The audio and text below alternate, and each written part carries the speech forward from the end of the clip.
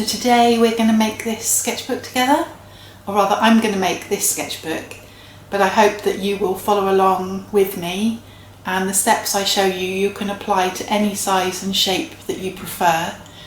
I'm keeping it basic, so you shouldn't need any special tools or supplies, although like me you might need to go and buy some of your favourite paper. So I'll take you along with me when I went to buy the paper, and then you can follow through step by step. Also, I'd just like to say a special thank you to those of you who voted on my community post to help me choose the fabric that I used for the cover. So if you did vote, thank you very much, and I'm really sorry if this isn't the one that you voted for, but this is the one that got the highest percentage of votes. So okay, let's jump straight in. Well, here I am, first time ever filming myself in my car, feeling extremely self-conscious. Fortunately there's not many people around at the moment, but even so this feels really weird.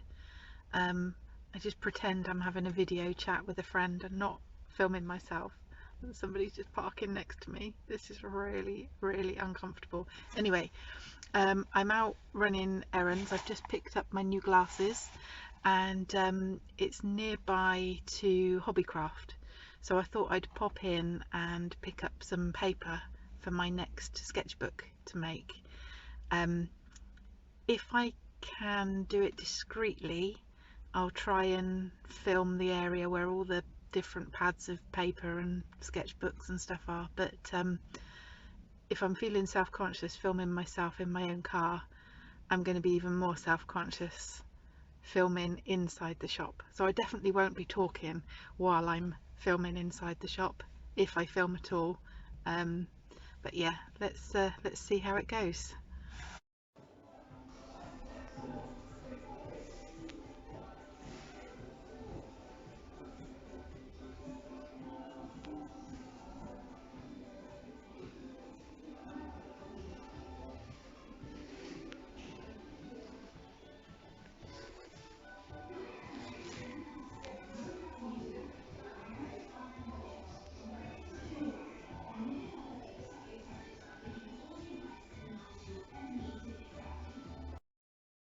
So with all that paper to choose from, I ended up buying the same paper that I used for my holiday journal, which I shared recently.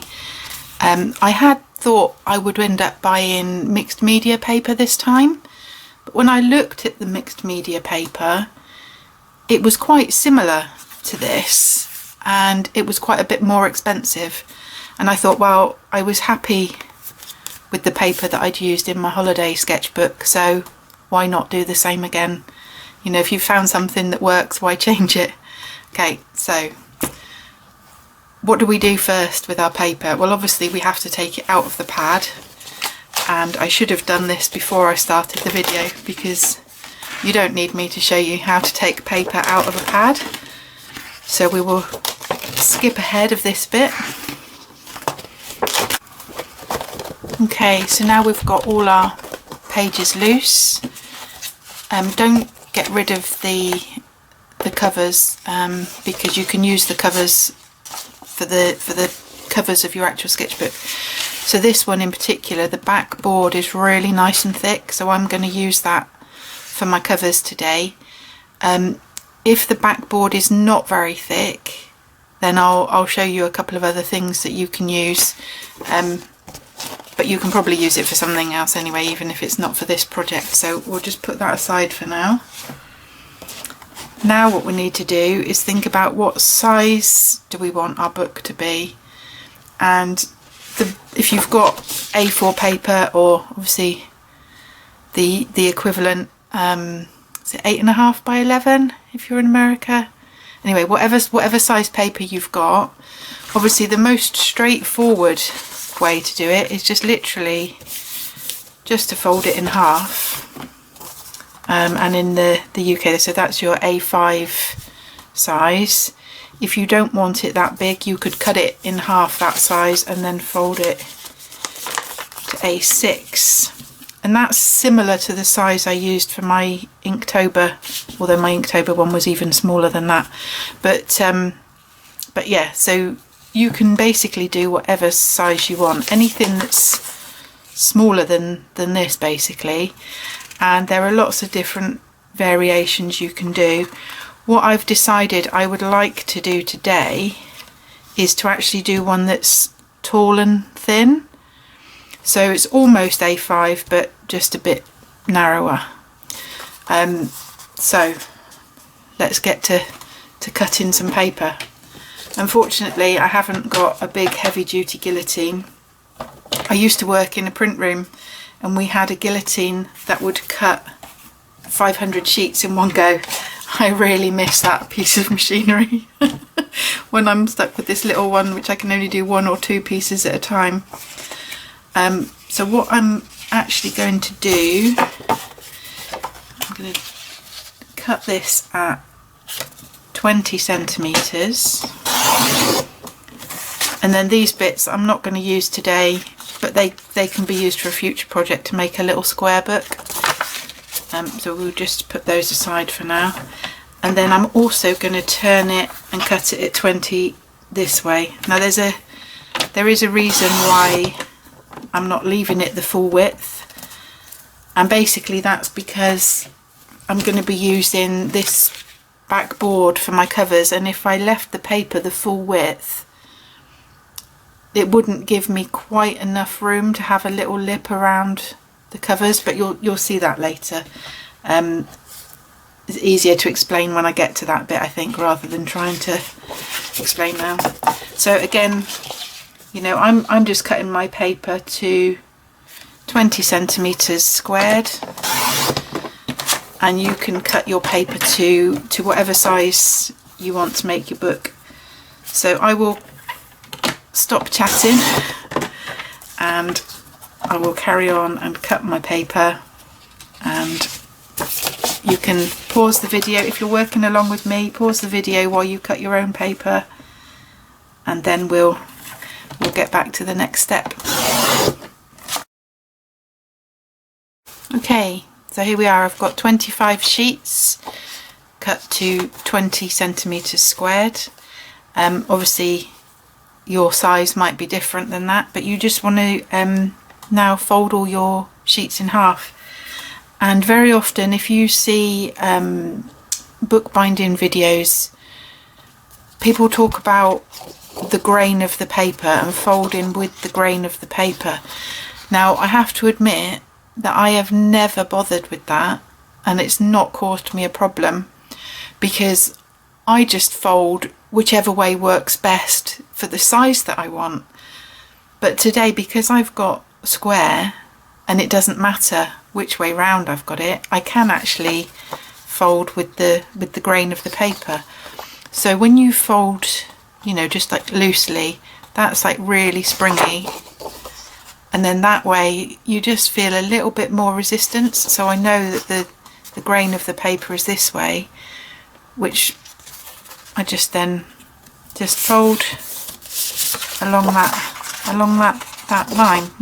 And some of mine are twisted around the other way. And because I've never bothered with which way the grain goes before, I'm surprised how easy it is to actually feel the difference, because I've heard people talking about it and then it's like, nah, I don't need to worry about that. one of the shortcuts that I've taken with all my books, really. But if you can go with the grain, I guess the general consensus is that that's better. And I think if you've got really thick paper and you go against the grain, perhaps you have an issue with it cracking along the fold. But as I say, I've not personally had that issue, so up until today I've never bothered.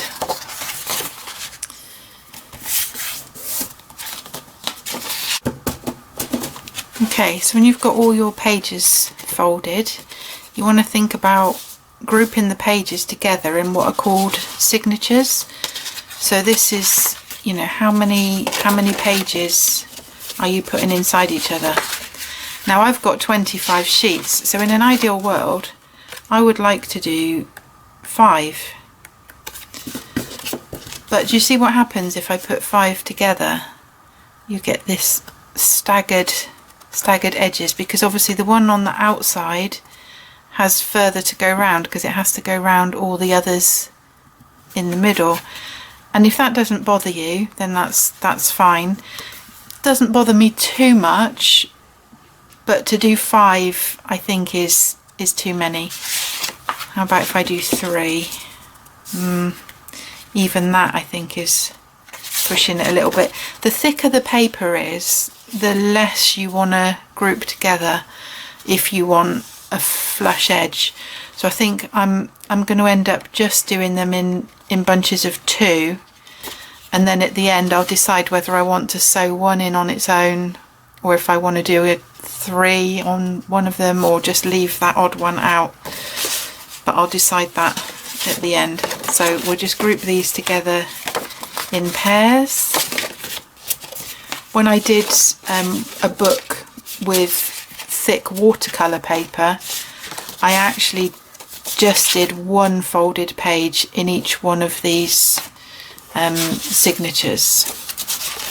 But then there are other books where I've been able to do 5 or maybe even 6 pages if the paper's really thin. So it just depends on the thickness of your paper and how much it bothers you having a smooth edge when it's all together at the end.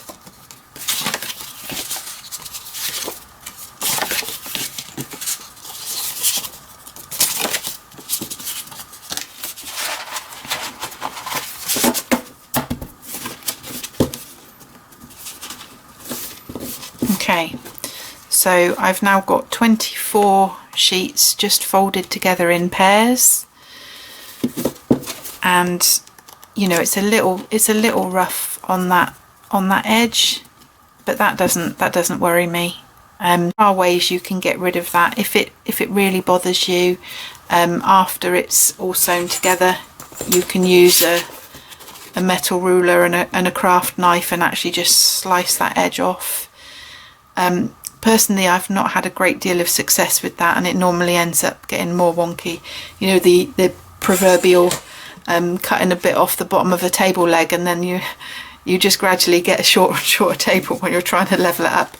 So for me, I just think the easiest way to do it is just stitch less pages together, and if you can put up with just a bit of roughness on the edge, then that's fine. The other thing you could do is just with some sandpaper, just to smooth it off. But again, for me, you know, I've not felt the need to do that on any of my books yet. Maybe I will in the future, but for now, that's fine. Okay, so now we need to think about how we're going to join these together, and we need to poke some holes and do some sewing. So what are we going to do for the holes? Well, I've got this awl, it's a sharp pokey tool, but you don't need that. You can just use a needle, and you're going to be using a needle to do the sewing anyway, so that's fine. But because I've got this, you know, I might as well use it. And in terms of the number of holes, depending on what type of sewing you're doing, some you want an even number of holes, some you want an odd number of holes. And most often, I think almost all of the books I've done an odd number. And depending on the size of the book, sometimes I do 3, sometimes I do 5, I think sometimes I've even done 7. So I tend to do a hole in the middle, sort of near the ends, and then halfway between the two. And again, something else which you will perhaps see other bookbinders do, they kind of sometimes have what they call a book punch-in cradle, where the paper sits in like a V shape so that you can punch the holes right in the corner. I don't have that. Instead, what I use is a tea towel. And all that is it's just something that's fairly soft, so when you're poking the holes through, you're not poking straight into the table. And then what I would do is just take one of the signatures and I just open it up loosely. I'll let it kind of keep its V shape a little bit. I'm not putting it completely flat, but just holding it there a little bit, and then I'll just poke a hole, perhaps, I don't know, half an inch or so from the top, similar from the bottom, one in the middle, and then roughly halfway between the two. If you want to measure that, you can, if you want to get it exactly accurate. Sometimes I do, but often I just do it by eye. And then what you can do is just grab your next signature and just take one of those first ones that you punched and just sit it inside, and then use that as a guide so that you're punching the holes in the same place. I say the tea towel underneath is just soft enough that it's, you know, means that the needle or the awl can go through easily without damaging your table underneath.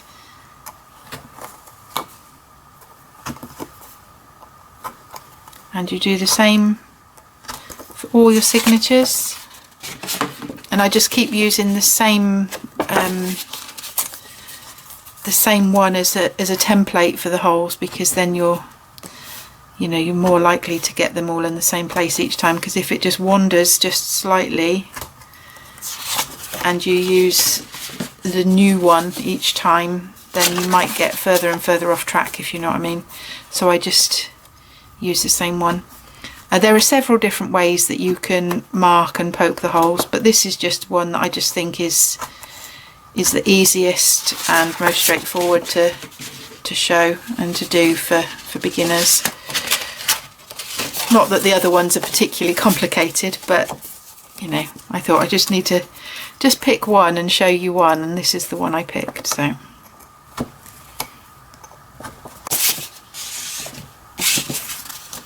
okay, so that's all the holes punched, and then we'll just put that one back with its partner.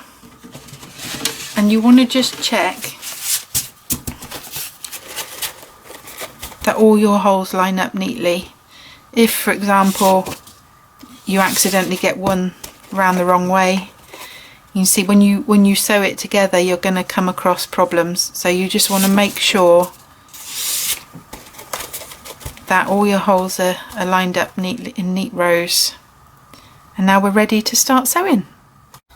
So you might notice our pages have shrunk, and the reason for that is because this is the longest video I've tried to film so far, and something happened that I wasn't expecting.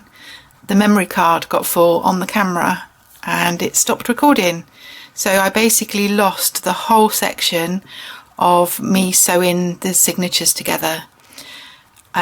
And obviously that's quite a crucial part of making a book, so I decided that I would use some of those small sections that we cut off earlier, and I'd make a little miniature version just to show you the stitching part, and then we'll go back to the original book and finish that off. Okay, so normally if I was doing a book this size, I would only do 3 holes.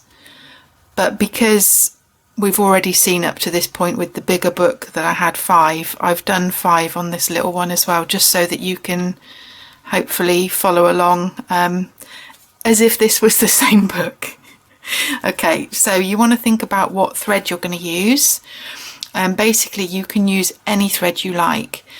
In the past I've sometimes used the 6-stranded embroidery thread if I've wanted the stitches to stand out, and then you can colour code the stitches to match with the cover.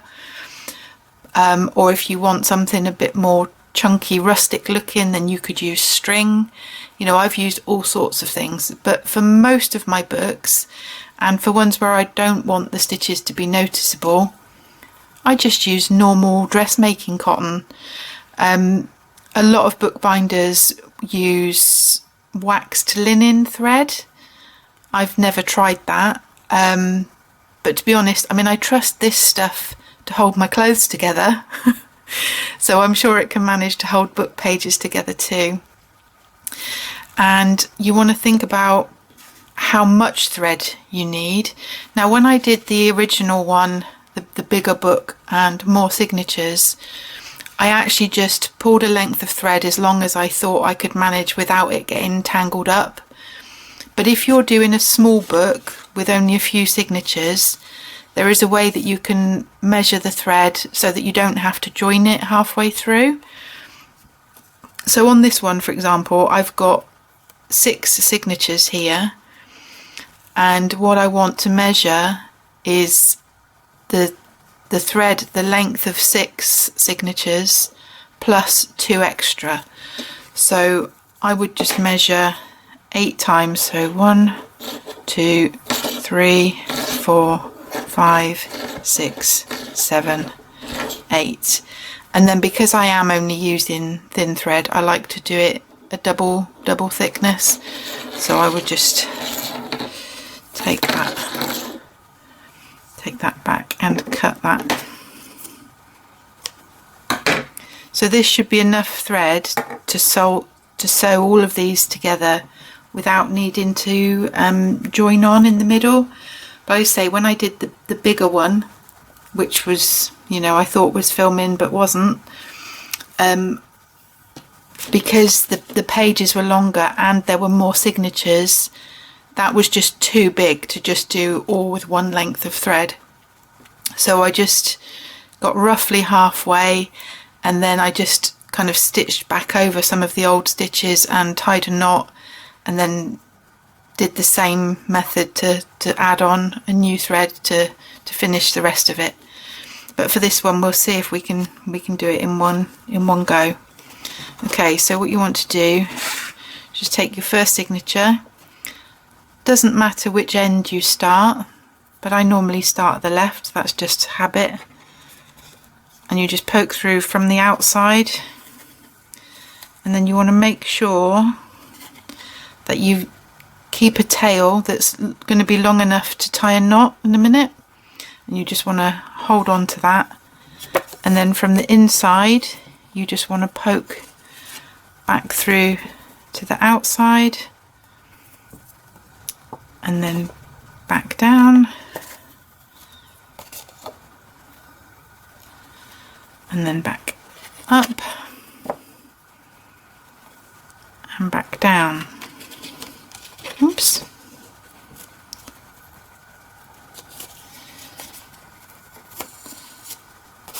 Okay, so at this point we've got 2 gaps and 2 stitches. So we've gone from the top to the bottom, and now we want to weave back up the other way, so we come back to where we started. And you only do that on the first signature, do something different on the future ones. So we just go back in, back down,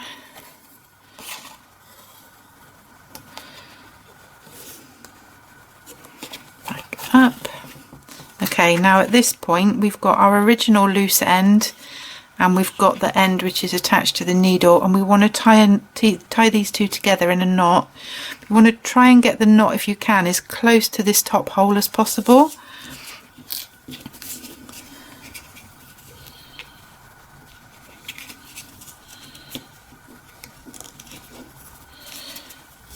I'll just do that as a double knot.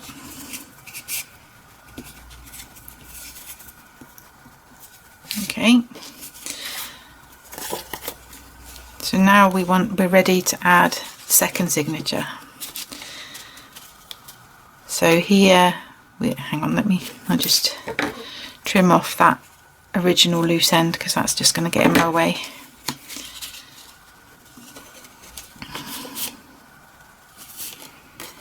Okay, so now we've got the second signature and we've got the thread at the top, so we go down from the outside.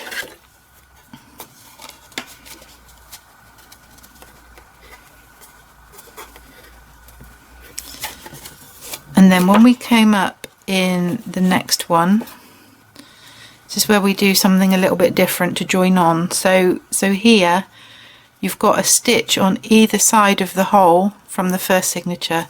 So what you want to do is you want to thread the needle under the stitch one side of the hole, and back up under the stitch, oops, the other side of the hole.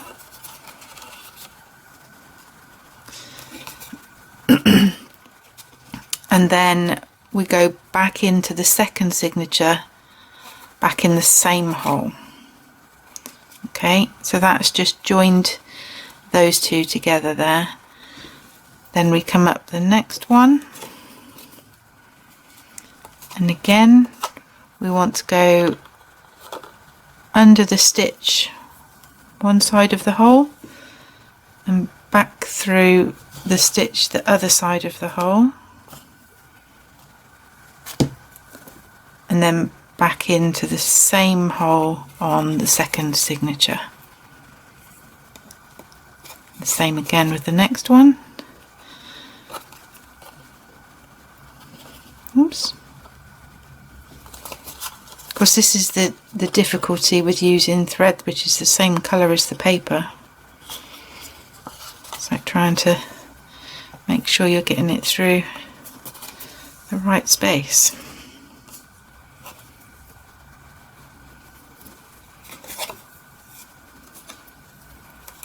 Okay, and then up in the last hole.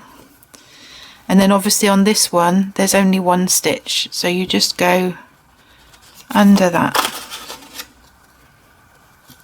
stitch, and then if you want to make it more secure you can just loop under it again and then just tie a little knot in the thread. You don't have to tie a knot there, but it just helps to keep those first two signatures tied together. Okay, so far there's been a different process of how we stitched the first one. We went down and back up again, and then on the second one we looped under one stitch and back around the other. So from now on there's one more process to show you, and then the rest will all be the same from there on. Okay, so we've got our third signature, so we're starting off at the bottom this time. So we go down, oops, got my pages lined up.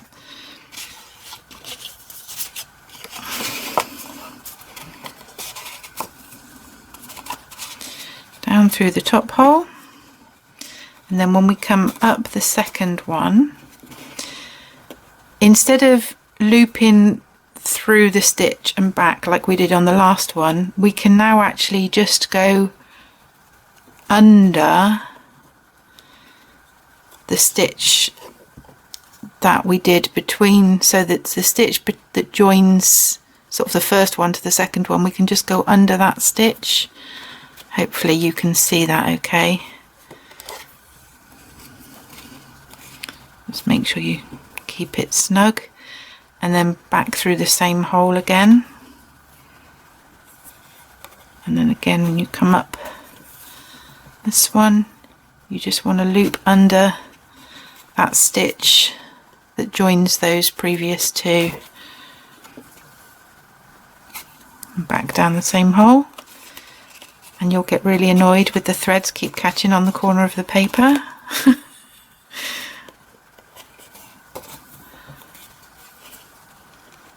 Again under that stitch, back down,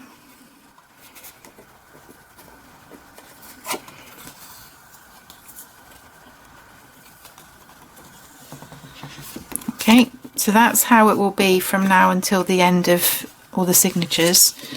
Just do that same process.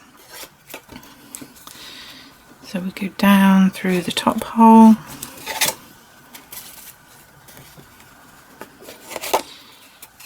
back up, just loop under the stitch from the previous signature, so you don't have to go right back to the first one.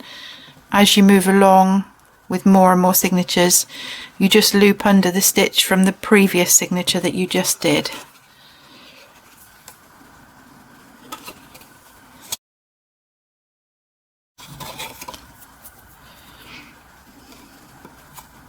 Okay, here we are, the last stitch, and we've got enough thread left at the end to fasten off. So we want to loop under that previous stitch as before, but this time we want to tie it off. So we'll just do another loop under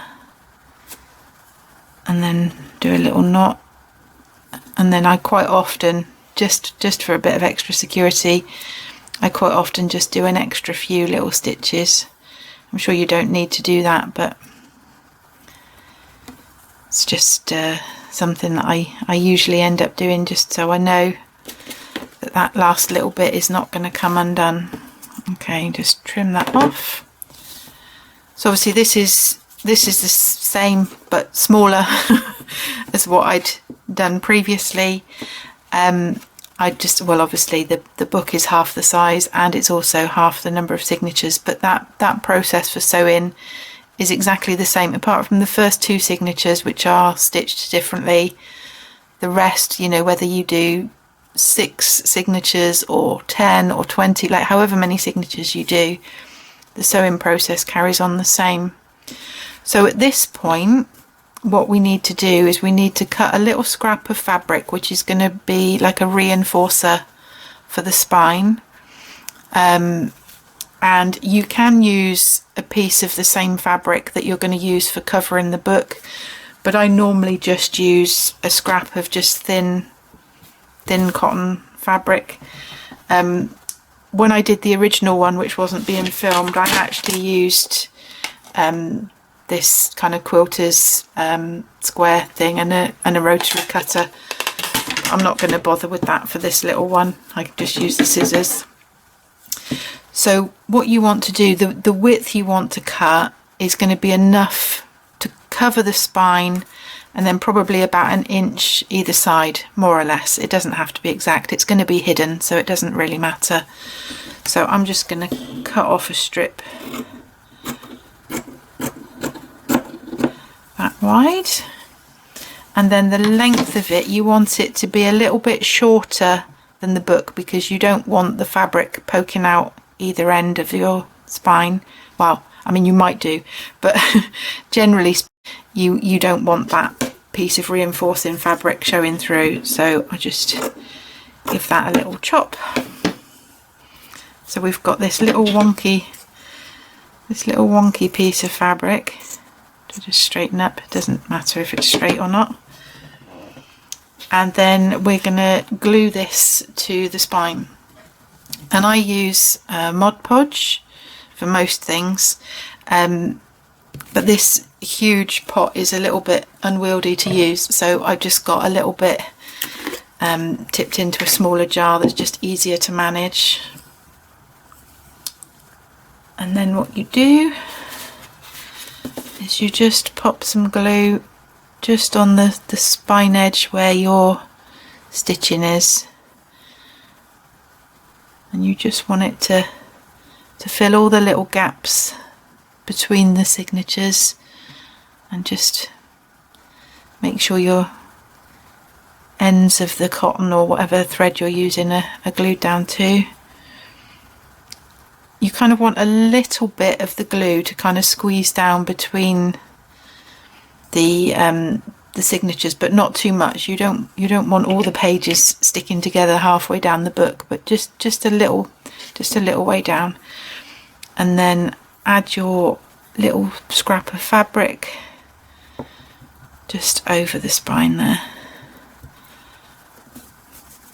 and then just, you can do for a little bit extra security if you want to, you can just just put a little extra glue on the fabric as well. Okay, and then you want to leave that aside to dry. So it was at this point when I was doing the big one that I put this aside. I went off to wash the brush, and then I went to go and have some lunch while I was waiting for this to dry, and it was at that point that I discovered that none of the sewing had actually been filmed. So I'm really hoping this time it's not shut off in the middle again, because I'll be really annoyed if I have to do it again.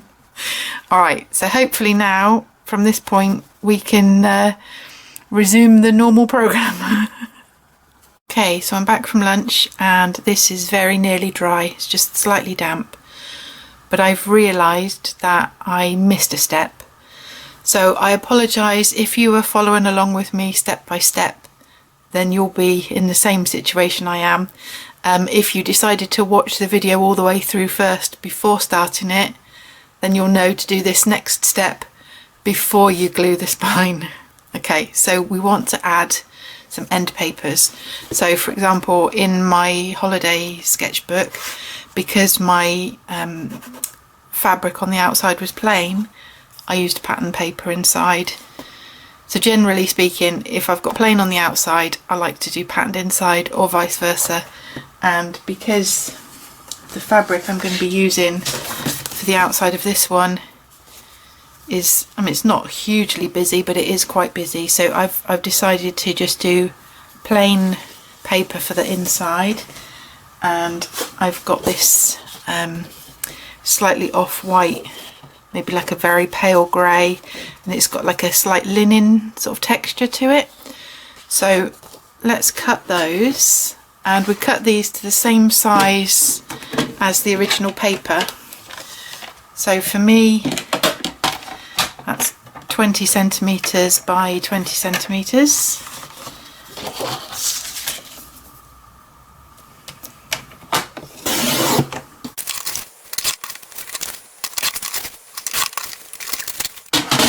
And then again, because I've got the square, I can do the, which is a novelty for me, of checking which way the grain of the paper goes.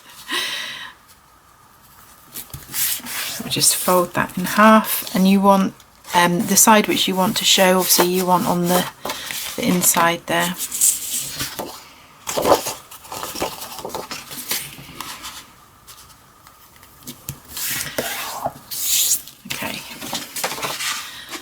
And then what we want to do is we want to glue these here. So if you've already glued your fabric like me and it's overhanging the edge a little bit, just gently, just pull it back slightly. And then we want just a little thin bead of glue just along that edge.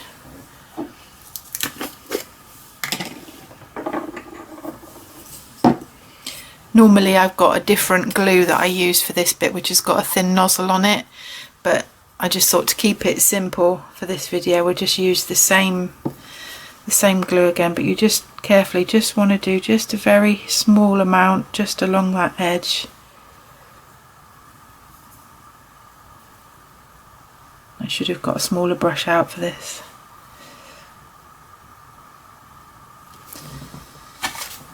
Okay. And then you just want to line that up with your edges.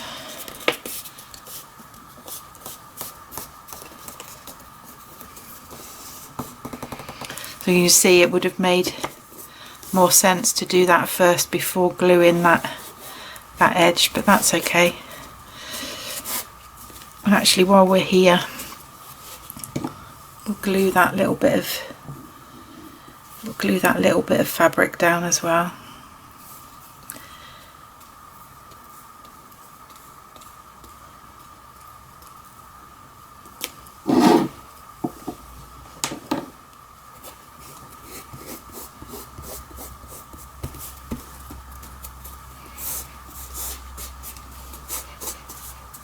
That just makes this fold stronger because it's reinforced then with the fabric.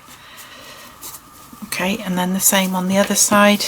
Again, if you need to, just peel that fabric back slightly.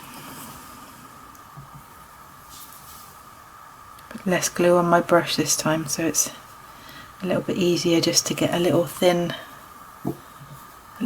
bead along that edge. Oops, a bit too much there.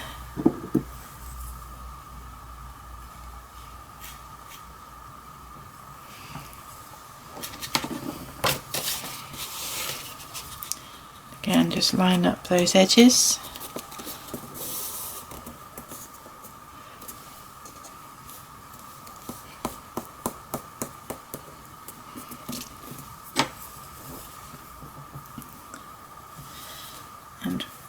just glue that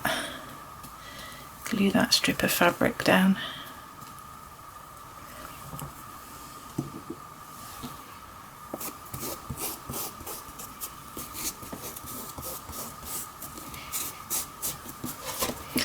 Okay, then we'll leave that to finish drying while we make our actual covers for the book. So we'll just put that aside to finish drying.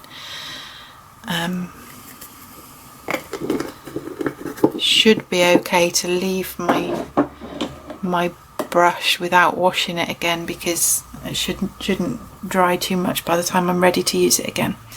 Okay, so for the covers, now you remember I said I was going to use the backboard from the sketch pad because it's really nice and thick.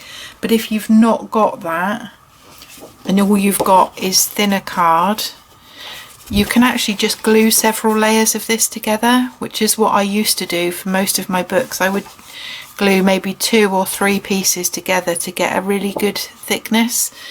But if you're gluing multiple layers of card together, you need to keep it flat as it dries, so perhaps put it under some heavy books to dry, because otherwise with the multiple layers of card and glue, the moisture in there, it's just going to go really warpy.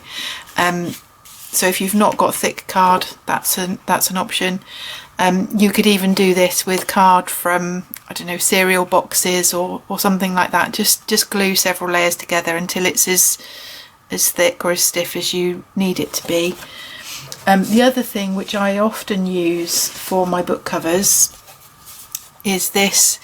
Now this is like from a picture framers, where you get the mount around a painting or something, and they just cut this middle section out. So if you've got some picture framers near you where you could go and perhaps ask if they've got any of the middles that they're throwing away.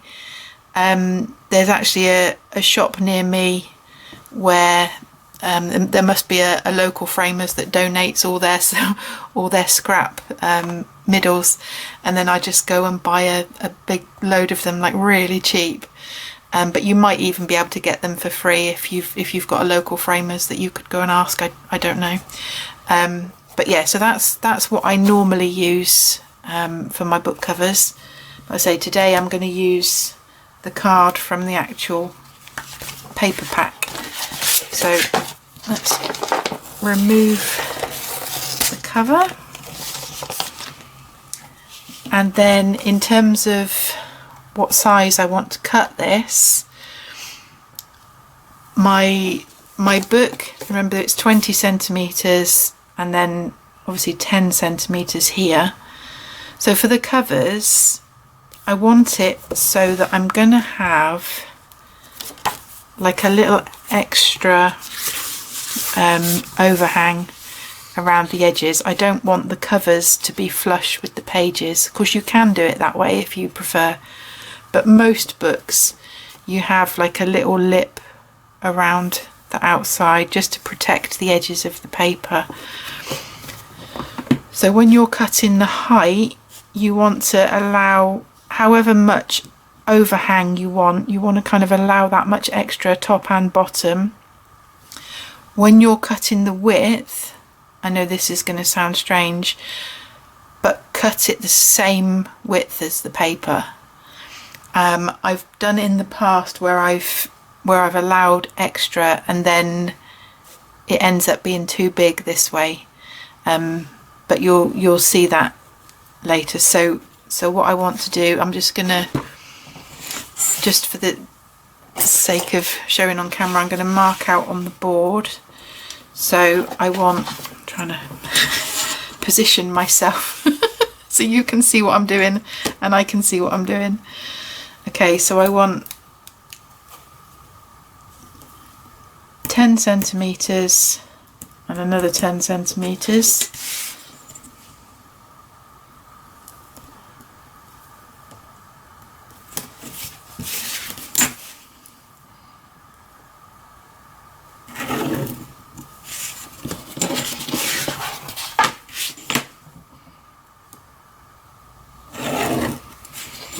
And then on the height, I'm going to put it, so my paper is 20 centimetres, and then I want, I'm just going to do it, it's sort of like almost 21.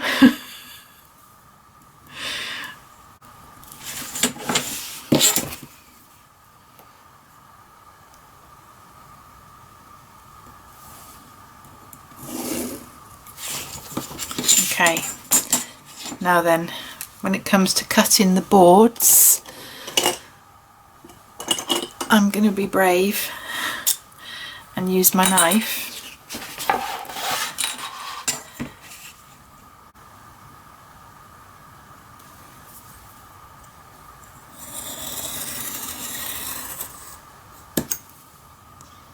I don't like using sharp knives.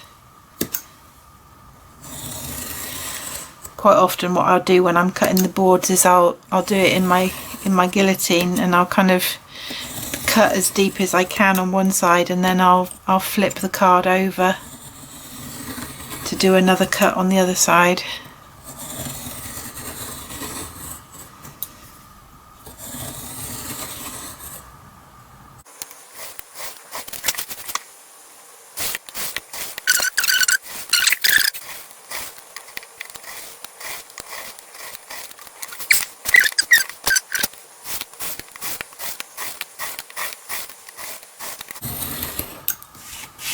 Phew, right, I survived. Let's put that knife away. Okay, so I've got my two boards and the spare bit that can go along with the other spare bits. Now that's the front and back, but we also need a spine as well, and I would recommend using thinner card for the spine because you want the spine to be a little bit more flexible. I have done it in the past where I've used the same thickness board, but it just doesn't seem to work so well. So again, you can just use some thinnish card, although I've got a little strip here which I think should be, yeah, that's tall enough. So we want this to be the same height as the boards. So again, remember I had it just under 21, which is not a very accurate measurement, but okay. And then for the width, we want the width to be the same as the stitch spine, so we just, oops, we just measure that. It's 2 centimetres. Just cut that.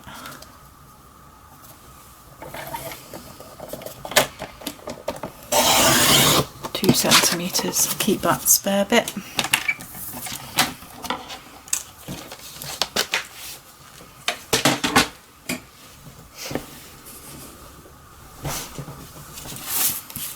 Right, okay, so we've got a front and back cover and our spine, and now we're ready to think about the fabric. So here we go, this is our piece of fabric, and we want to flip it over. This is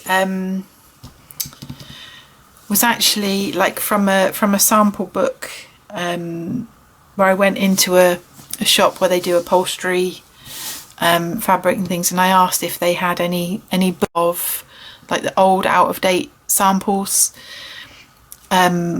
It was quite an expensive shop. I was expecting them to say, oh yeah, here's an old sample book that we're throwing away, here you can have it.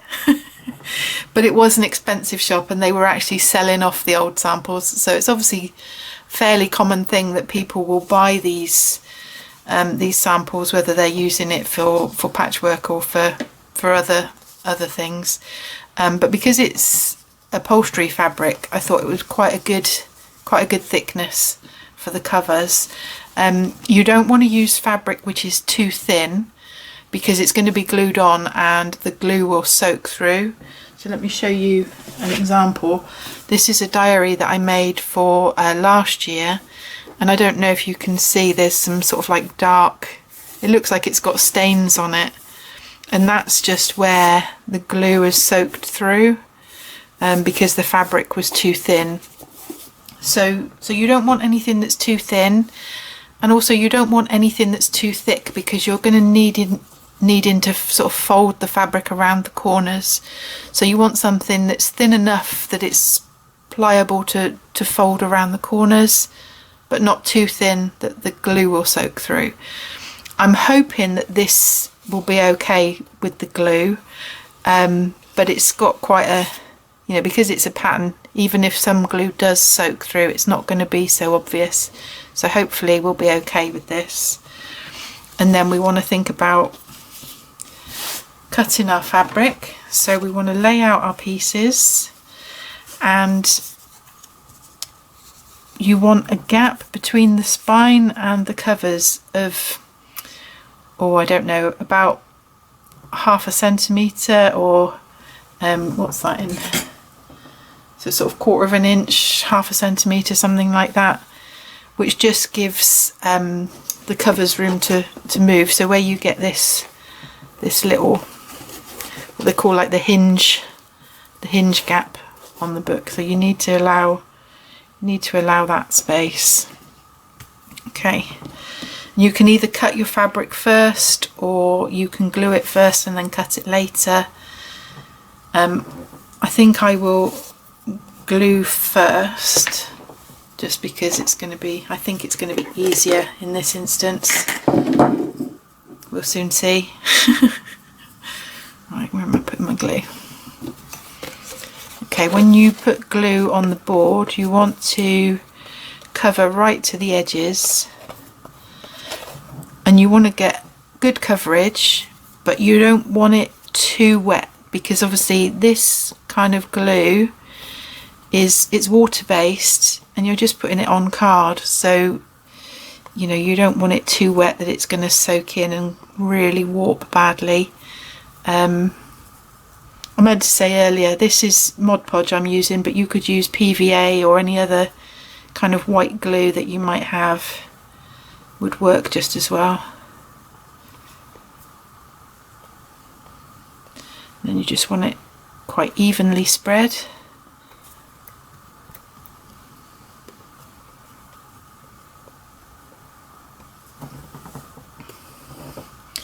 And then you want to allow yourself probably about 1 inch around the edges for folding in.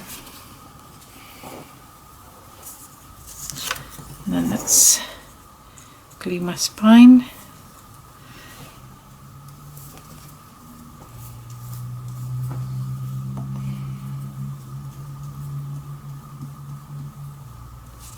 Again, you want it good coverage, but not sloppy. I don't want too much glue on there. And then you want to put that on. You can measure the gaps, but I normally just do it by eye.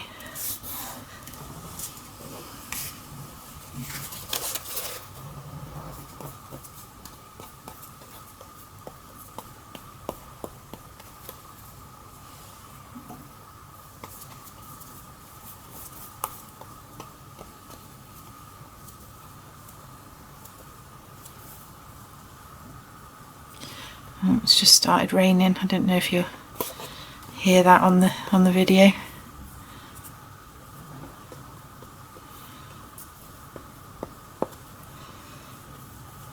Hopefully it doesn't get too dark, because I'm just filming by natural light from the window, so you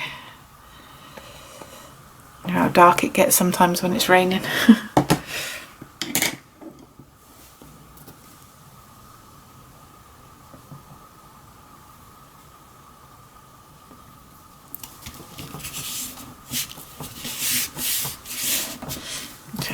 And I'll just flip that over, just make sure that that's well stuck to the edges and that there's no wrinkles or bubbles. Okay, just get my brush out of the way. Okay, so let's trim trim this up. This time I think I'll just use the scissors this time, because it doesn't matter if it's exactly straight.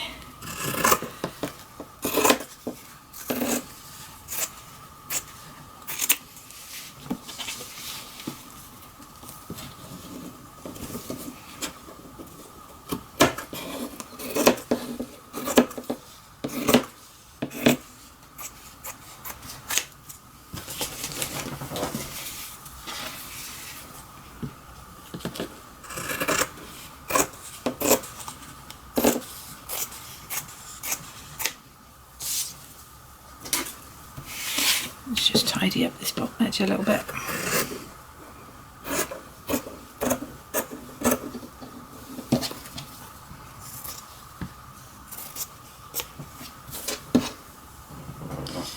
Okay, so now we want to think about turning the edges and the corners. Now what I'll be doing is cutting the corners, and when you cut them you want to leave a little bit of a gap, but if you're nervous about cutting the corners and then having the fabric fray and corners poking out, and what I used to do when I started binding books, I would actually fold that corner over and glue it flat like that, and then I would turn the corners and glue. So you've got a bulkier corner, but I just felt safer doing it that way, because I didn't want to risk cutting the corner too short and then having the corner of the cardboard poke out through the gap.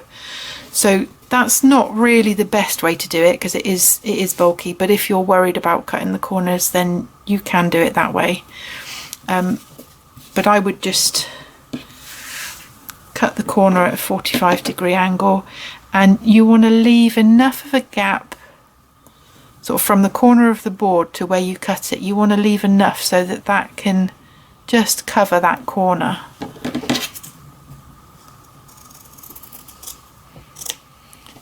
And if you're nervous, then just cut it a little bit further away, just to give yourself a bit more space.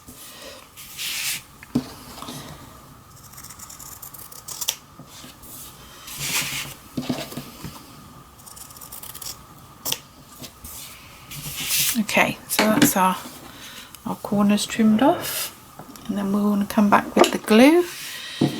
I don't think it really matters which side you glue first, but the general consensus seems to either be do the top and bottom first, then the sides, or do the sides then the top and bottom, not to go top side, bottom side. Do you see what I mean? So you do kind of opposite sides and then the other opposite sides. Okay, so I just put some glue on the board, the spine.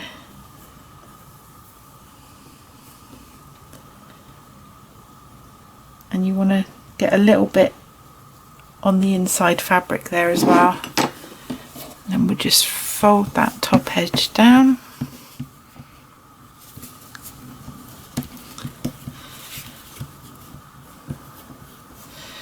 And you just want to make sure that the where there's the gap between the boards, you want to try and make sure that the fabric sticks to the fabric, if you know what I mean. So it's sort of sealed that end.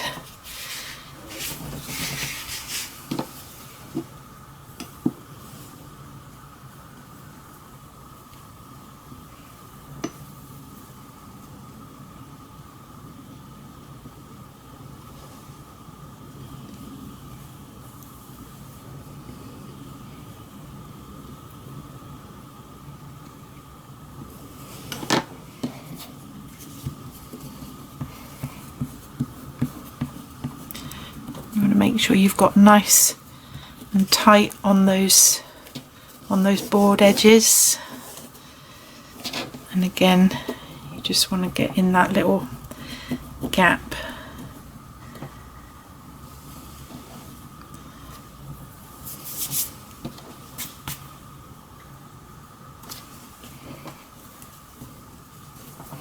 Okay. Now then, when you come to do this corner, you want to pay particular attention to where you're gluing these corner edges. And it might actually be easier to put the glue on the fabric at this point rather than on the boards. But whether you put glue on the fabric or the boards, it doesn't really matter. It's just make sure you get some glue right into the corner where that overlap is. And then when you fold it down, you want to kind of pinch in that corner when you fold it over, so that that corner is sealed. I cut my corners a little bit wide, so if you've done the same thing, then just give it a little tuck, and as the glue dries, that will just seal that edge in and stop it from fraying. The corners are the most tricky bit, especially to begin with.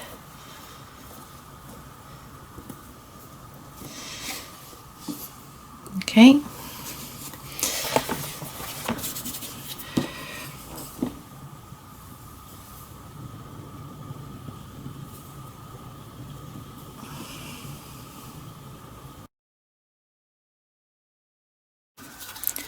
So as you see, we're back with our little mini version of the book again. Yes, again, my camera shut off. I tell you, there's a steeper learning curve on making and editing videos than there is on making books. Okay, so I've made a new cover for this small one, only this time I've used some different fabric. And to attach the pages into the covers, what we're going to be doing is gluing this side of our end paper to one cover and then this to the other cover, but we don't glue the spine. And the reason we don't glue the spine is because we want to have this kind of movement and this gap when we're opening the book so that it can lay flat. Just as a side point, you might be interested to know that this action of the pages flexing is actually called the throw up. So yes, the pages are throwing up. Okay, so let's glue this in. I should have said before you start gluing in, just make sure that you're happy with the position of the pages. You want to make sure that it's centered top and bottom, and that you've got an equal lip of the cover sticking out on all sides. And you see on this end there's a little lip here as well. Even though we cut the covers the same width as the pages, because of the hinge gap that we added, that's why you then still get the lip on these edges. So you see, if we'd added extra to the width of the covers, our sides would be sticking out further than the top and bottom. Okay, so once you're happy with the position that your pages are in, you just want to open it up and then glue the cover. Very often when you see people doing this, they'll have either a sheet of acetate or greaseproof paper or something underneath that top sheet to stop any glue attaching to the pages underneath. But you probably tell, if I can get away with a shortcut, then I will. And I've not really had any problems with pages getting stuck, so I've not really bothered with that step. Just put a bit of extra glue on the fabric. Oops, block moved. Okay, once you're happy that that's been glued well, you just want to support the block just gently this side, not put any pressure on it because you don't want to shift it, but just support it where it is. And then this side, you just want to flick up the spine and then just flip over the cover and give that a press. Okay, and then turn over, and the same again.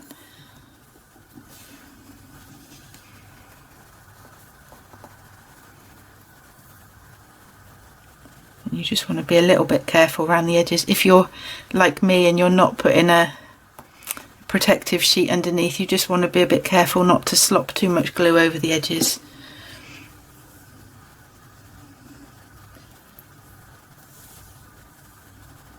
And again, a bit extra glue on the fabric.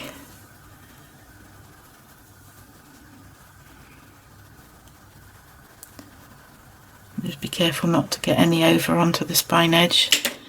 Okay, and again, you want to just support it, this edge, flip up the spine, and then just flip over the cover and give it a press. And then this is the most tricky bit, is you need to be patient now, because you need to wait for this to properly dry. But we just have a little peek just to make sure that our end pages are not wonky.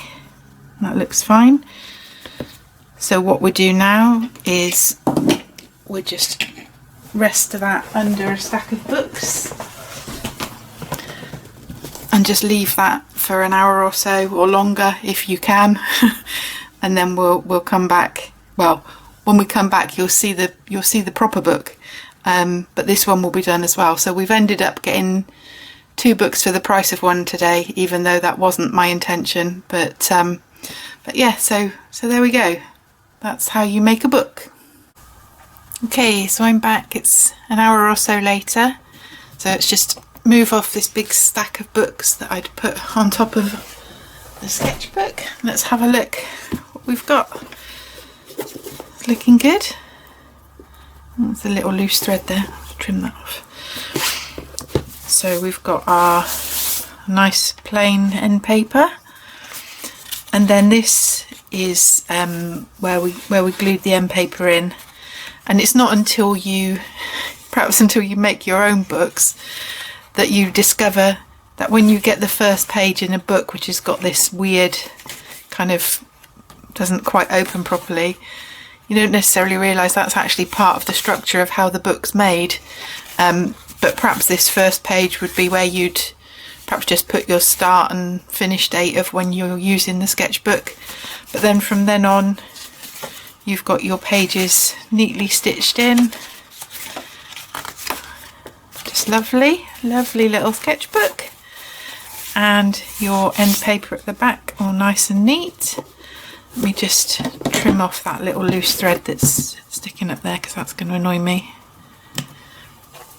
So there we go, our book all nicely finished. And I like to do something different each time I make a book. So, you know, whether it's like this one that I made with the brown paper, which I used for my Inktober and other bits and bobs, but this was made with the brown paper from Amazon packaging. Just a little one with brown paper, because I'd never had brown paper before. Then when I did my holiday journal, I did square, because I'd never had a square one before. And then today I've done this size, because I've not had a sketchbook this size before.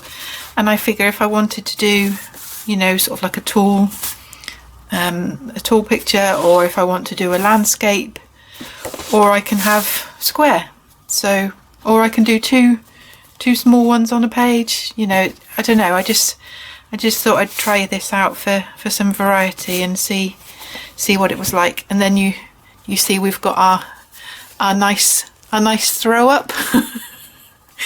Oh dear, I'm such a child. Yeah, so there we go, our finished sketchbook, and I hope you were able to follow along and make your own sketchbook as well. I've done it all in I don't know, what time did I start? Probably been about 4 hours, I guess, of actual making time, not counting the waiting for the drying time. It's probably going to take me a lot longer than that to do the editing, because I have had a few issues with my camera shutting off. But yeah, so we'll see how it goes with the editing. Hopefully I'll be able to get something together that's good enough for you to be able to follow along and make your own. So thank you very much for joining me for it's my first ever tutorial, and I've learnt some new things about my camera. And I hope you've learnt some new things about bookbinding. So thank you very much, and see you again soon.